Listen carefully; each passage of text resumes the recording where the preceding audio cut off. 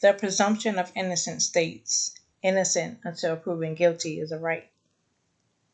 But that must be for those who look like the people who created it for it to go into effect. It is a right, but not an amendment that was written in their constitution. So it was not intended for me to protect. When they see us, they see a color. They never see us for us. Of course, they said a crime was committed, so I fit the description. I was never treated as innocent until proven guilty.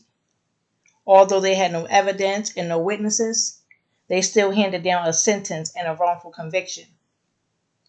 I did not do what you are accusing me of, Your Honor. Yet I was still questioned without my legal guardian and coerced into a confession at an early age that destroyed my entire life, being wrongfully convicted. Praying that the truth will someday become known and the charges will be dropped and lifted. Because I may or may not have been at the wrong place at the wrong time, my life has been forever changed. For a crime I did not commit, standing in this courtroom in shackles and chains. I have sisters, a mother, and I love my black women. I was a straight A student, never been in trouble, respectful always, but somehow, some way, I was lied to, accused of raping a woman that I have never even laid eyes on before. But somehow, some way, police officers pointed fingers at me and made me to blame.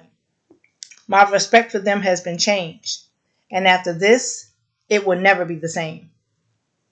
Stripped away from my family, from my life, locked behind prison walls, told to get comfortable because it is my new home, entrapped around barbed fences, on lockdown 23 hours out of a day, no longer feeling free, being told what, when, and how I can move, my life no longer feeling like my own, accused from the start by police, then wrongfully convicted by a system that refused to believe my truth, led not by reality but by their perception, filled with nothing more than generational hate, so I had to pay the cost.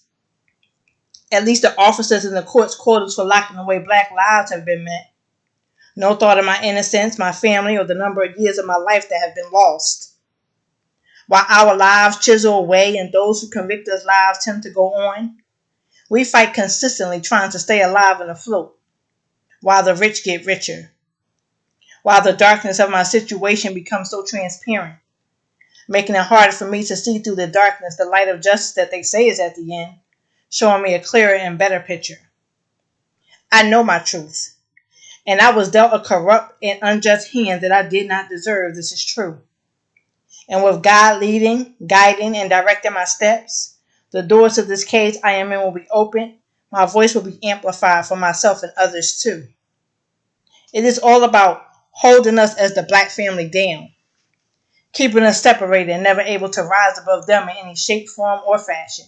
This is my perspective, and my circumstance is my presentation.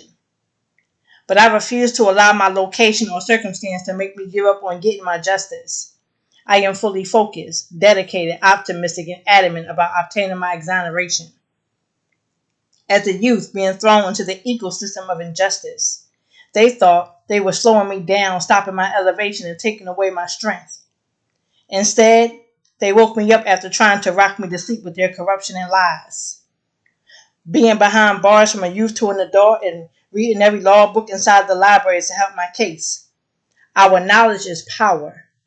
It is what they fear the most in us. They had no idea that my time spent behind bars gave me a voice, greater strength, and the knowledge I needed to set me free from what they set out to be my demise. No, I do not want a payday, which means their admittance of guilt without admitting their guilt or wrongdoing after I have lost over 20 years of my life. For me, that is not enough.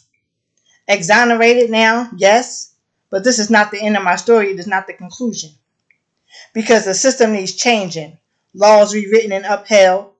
We are what we need to completely delete the system, starting with the downfall of white supremacy and the laws written and twisted for their benefit. We need more schools for knowledge and unity of us and less racist-owned institutions. Fabulous said it best in his song Time. Life is too short for grudges, too long for DAs and judges who wrongfully convict niggas. I'm talking Central Park 5, Jenna 6 niggas. Exonerated, but the time still ticks, nigga. Took the words right out of my mouth and my thoughts. The time handed down 20 years to life. The years went by slow and I lost so much throughout. Now I'm free from the walls and chains of injustice. Innocence was taken and lost for too many years, now proven exonerated in a miscarriage of justice. I will not ask to see cops kneel. It's traumatizing. You want to support us? Stand up against your partners in blue when they begin to abuse black lives. Check that.